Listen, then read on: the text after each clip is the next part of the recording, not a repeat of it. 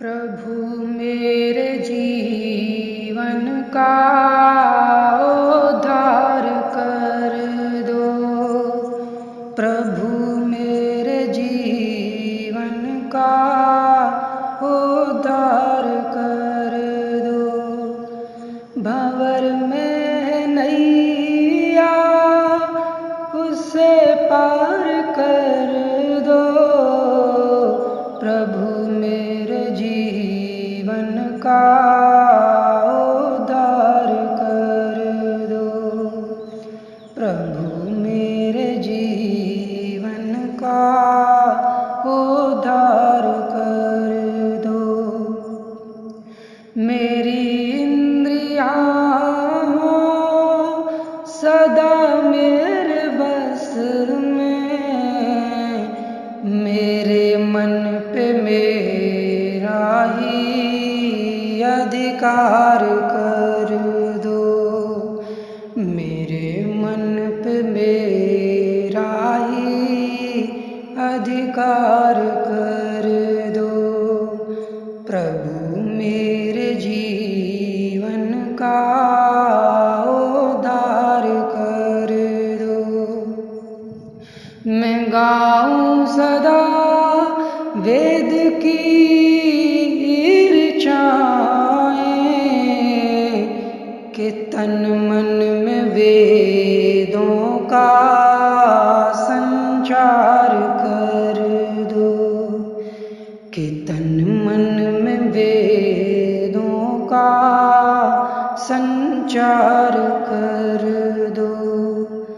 प्रभु मेरे जीवन का उद्धार कर दो। मैं समझूं जगत में किसी को बेगाना, न समझूं जगत में किसी को बेगाना। मुझ में विश्व भर के लिए प्यार भर दो। मुझ में विश्व भर के लिए प्यार भर दो। प्रभु मेरे जीवन का उद्धार कर दो। प्रभु मेरे जीवन का उद्धार कर दो।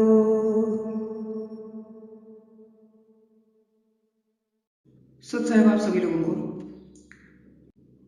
अभी कुछ दिन पहले मैंने आपको ये दोहा कहा था कि काया मध्य श्वास है, श्वासा मध्य सार, सार शब्द विचार के साहब करो सुधार।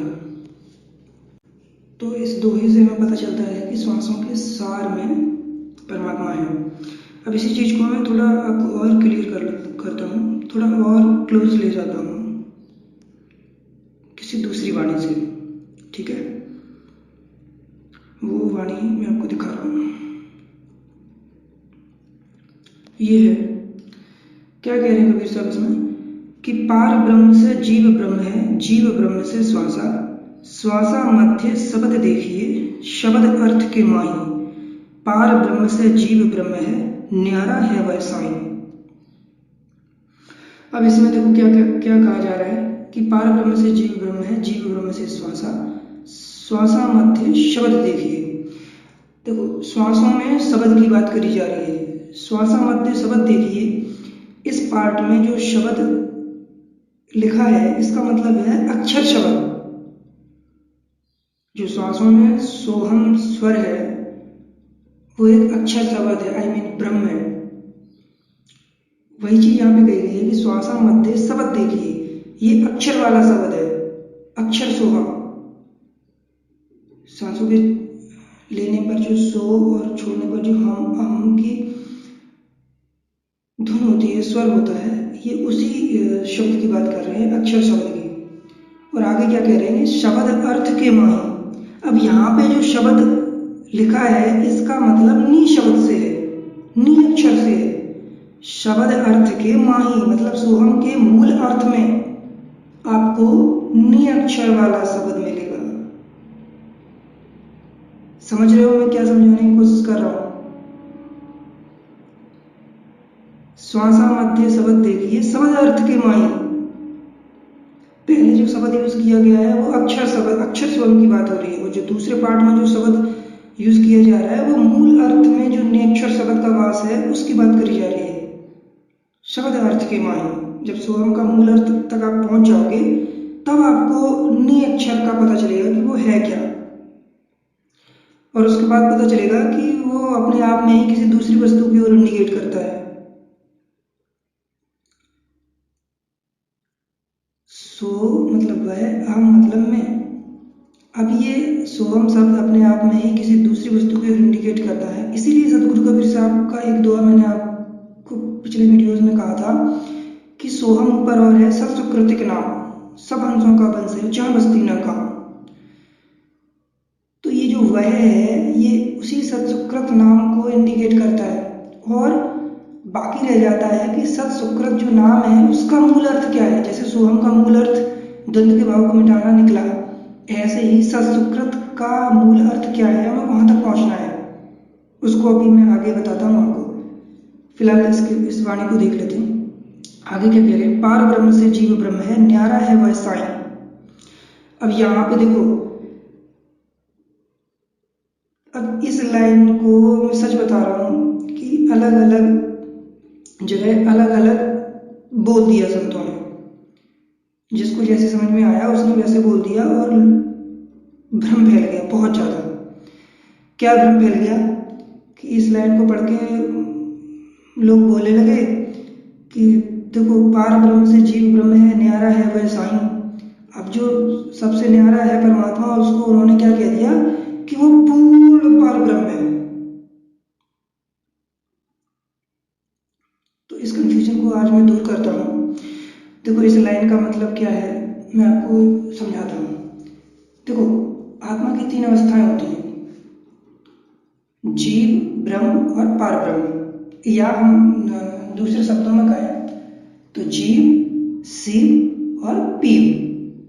अब ये जो तीन अवस्थाएं हैं, जीव, शिव और पीव, इनको हम दूसरी तरह से कहें तो क्या कहेंगे, जीव, ब्रह्म और पार ब्रह्म। जीव मतलब जीव, ब्रह्म मतलब शिव, पार ब्रह्म मतलब पीव।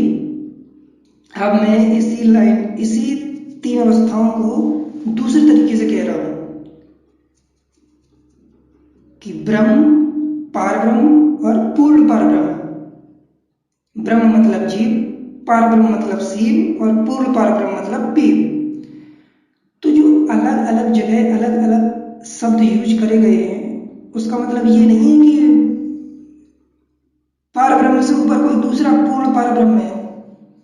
पार ब्रह्म अपने आप में ही एक उपाधि है, बस उसको अलग अलग तरीके से यूज कर दिया लोगों ने, संतों ने, जिसको जैसे समझ में आया। मैं आपको इसको एक संसारी एग्जाम्पल से समझाता हूं कि जैसे मिनिस्टर एक उपाधि है। अब मिनिस्टर के अंदर मैं आपको अलग अलग मिनिस्टर की बात करता हूं। चीफ मिनिस्टर भी होता है, होम मिनिस्टर भी होता है, प्राइम मिनिस्टर भी होता है, ऐसे अलग अलग तरह के मिनिस्टर होते हैं। तो अब इसमें हम कह सकते हैं कि prime minister equal to Par Brahm, chief minister equal to Shiv Brahm, और होम मिनिस्टर इक्वल टू जीव। मैं क्या समझाने की कोशिश कर रहा हूं उसको समझने का प्रयास करना। मिनिस्टर सिर्फ एक उपाधि है, ऐसे ही कई कई वाणियों में ब्रह्म को ही सबसे बड़ा बताया गया है, क्योंकि ब्रह्म एक उपाधि है, उसके अंदर जीव ब्रह्म भी आता है, शिव ब्रह्म भी आता है, पीव ब्रह्म भी आता है, पार ब्रह्म भी आता है, पूर्ण पार ब्रह्म भी आता है। तो इसमें कंफ्यूज मत होना।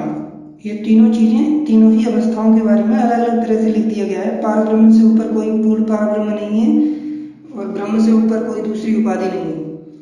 तो वो अलग अलग जगह अलग अलग तरीके से यूज कर दिया जाता है। ठीक है, चलो ये हो गया। अब हम बात करते हैं कि जो सत सुकृत नाम है, सोहम का तो यहाँ खत्म हो गया।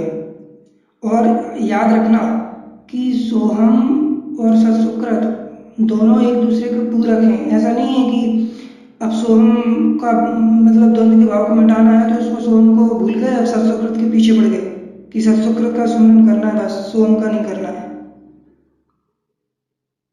दोनों में से अगर एक भी नहीं किया ना तो अधूरा ही रहेगा। जो सत नाम है उसके मूल अर्थ के लिए मैंने आपको एक वाणी कही थी पिछले वीडियो में। ये वाणी थी, मैंने कहा था, सुरत कमल पर अमल किया, महबूब के नाम पे मटके हैं, संसार विचार के छोड़ दिया, हम इसी बात पे सटके हैं, दास कबीर के झूलने में सब पंडित काजी फटके हैं, सब पंडित काजी फटके हैं।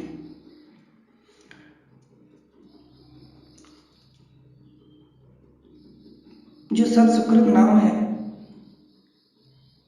उसके लिए कबीर साहब ने सुरत कमल पर अमल करने के लिए बोला है। यहीं से आपको सत सुकृत नाम का मूल अर्थ मिल पाएगा। ये जो सुरत कमल है, अच्छा, जब आप जिन लोगों ने अनुराग सागर पढ़ी है उसमें आप लोगों ने पढ़ा होगा कि सृष्टि रचना से पूर्व, जब सृष्टि रचना आती है ना, शायद 50 पेज पे आती है सृष्टि रचना, तो उस वहाँ पे जाकर देखना, वहाँ पे लिखा होगा कि सृष्टि रचना से पूर्व सत्पुरुष एक संपुट कमल में रहते थे। ये सुरत कमल कुछ अलग नहीं है, ये उसी संपुट कमल की बात करी जा रही है, समझे? और इसी चीज को दूसरे संतों ने अलग तरीके से कह दिया। क्या कह दिया? कि शरीर घट अलग होता है, आत्म घट अलग होता है।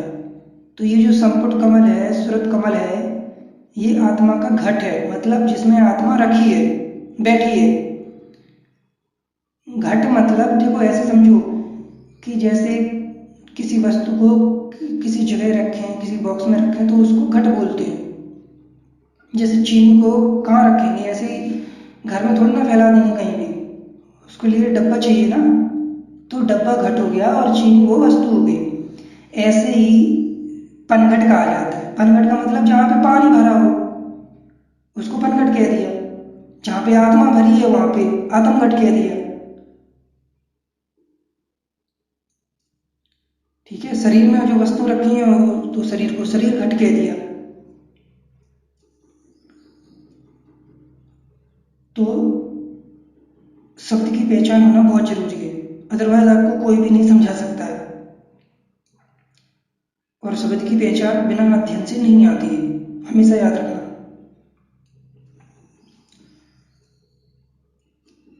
तो ये सुरति कमल पे कैसे अमल करना है ये बाकी रह गया था सोहम में, और उसी को जानना है हमें। अब सुरति कमल पे अमल की जो बात कही है सतगुरु कबीर साहब ने, इसमें बहुत सारी भ्रांतियां हो गई। तो उन भ्रांतियों को दूर करने के लिए मैं आपको एक वाणी दिखाता हूँ, उससे आपको कुछ समझ आएगा। देखो, सुरति कमल पे अमल करने का मतलब ये नहीं हुआ कि जैसे ऊपर हरदीप में ध्यान लगाने लगे। इसीलिए मैं आपको एक दूसरी वाणी दिखाता हूँ ताकि आपका संशय दूर हो। ये है वो वाणी। क्या कह रहे हैं इसमें कि साधु शब्द सबन से न्यारा, जानेगा कोई जानन हारा, जोगी जति तपी सन्यासी, अंग लगावे छारा। मतलब योगी तपी सन्यासी शरीर पे राख लगाए घूमते हैं, उनकी बात कर रहे हैं। अवधूतों की आपने देखा होगा, आसपास कंडे सुलगा लेते हैं और शरीर पे राख लगाए घूमते हैं।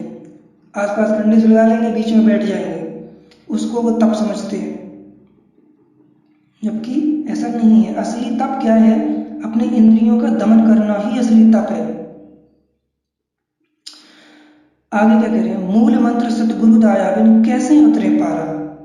देखो, मूल मंत्र सतगुरु दाया,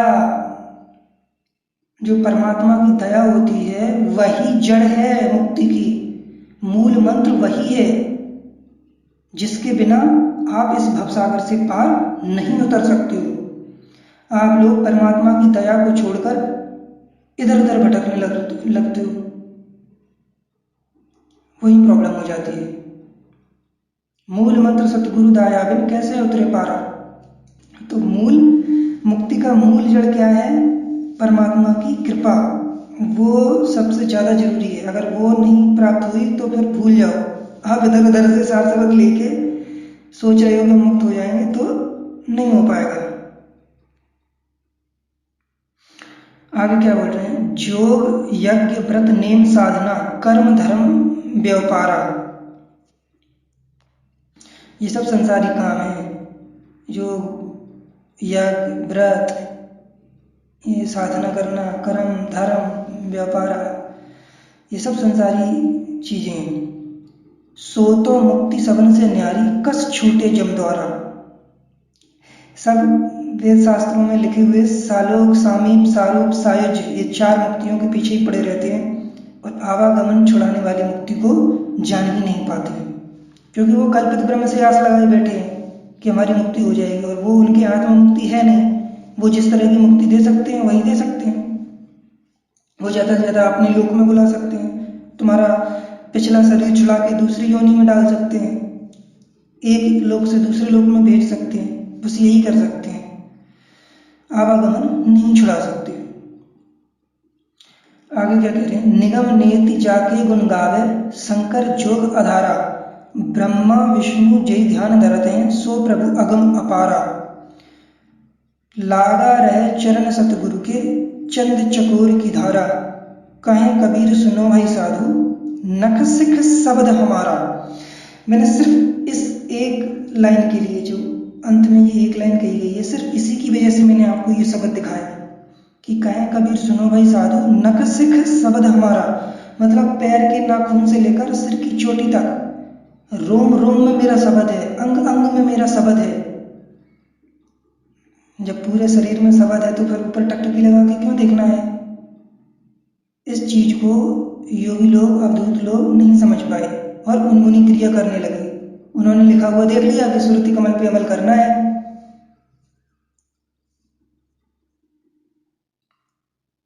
तो ऊपर ध्यान लगाने लगे, वहीं गड़बड़ हो गई। तो इस एक लाइन से बिल्कुल क्लियर हो गया कि ऊपर ध्यान नहीं लगाना है, बिल्कुल भी नहीं लगाना है। जब पूरे शरीर में रोम रोम में अंग अंग में शब्द है परमात्मा का, तो फिर ऊपर ध्यान क्यों लगाना है? नहीं लगाना है। इसका मतलब यहाँ पे कुछ और भेद है।